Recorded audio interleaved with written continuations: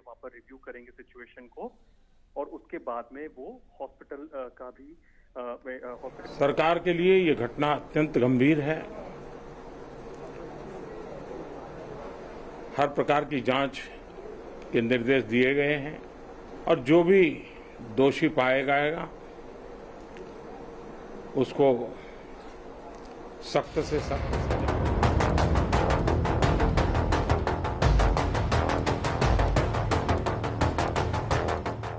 ओडिशा के बालासोर में हुए भयानक ट्रेन हादसे में अब तक 280 से अधिक लोगों की जान जा चुकी है। 3 ट्रेनों के टकराने की इस भीषण दुर्घटना ने सारे देश को झकझोर कर रख दिया है। इस हादसे पर हर पल नई अपडेट आ रही है, लेकिन जो सवाल सबके जहन में है वो ये है कि आखिर 3 ट्रेनें एक साथ कैसे टकरा गईं? इतनी बड़ी लापरवाही हुई कैसे?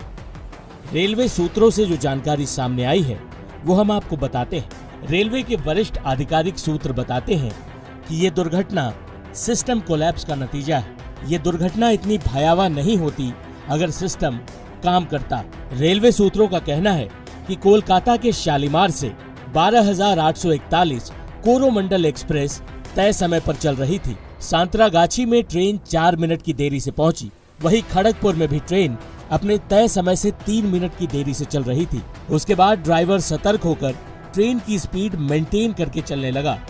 ट्रेन ओडिशा में प्रवेश कर चुकी थी। बालासोर में भी ट्रेन अपने नियत समय पर पहुंची थी।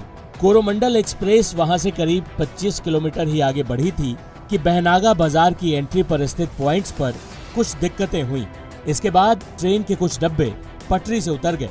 यूं तो दुर्घटना की वजह का अभी तक रेलवे ने खुलासा नहीं किया है, लेकिन रेलवे के सूत्र बताते हैं कि इस कोरोमंडल एक्सप्रेस की किसी मालगाड़ी से कोई टक्कर नहीं हुई।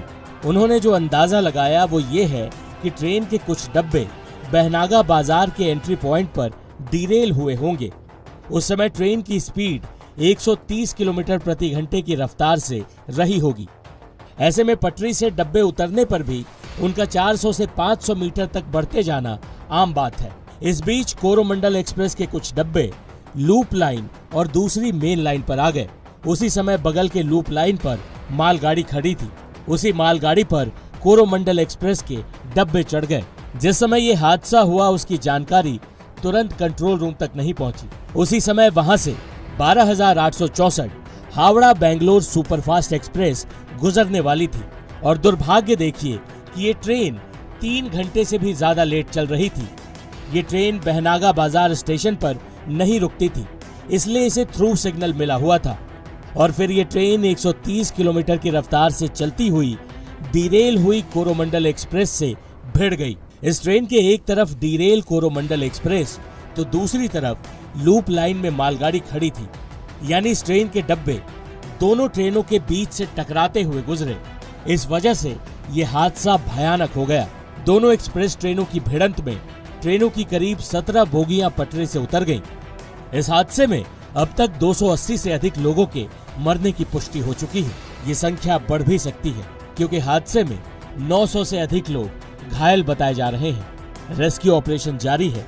अगली अपडेट के साथ हम जल्द हाजिर होंगे। टाइम्स नाउ नव भारत डिजिटल की रिपोर्ट।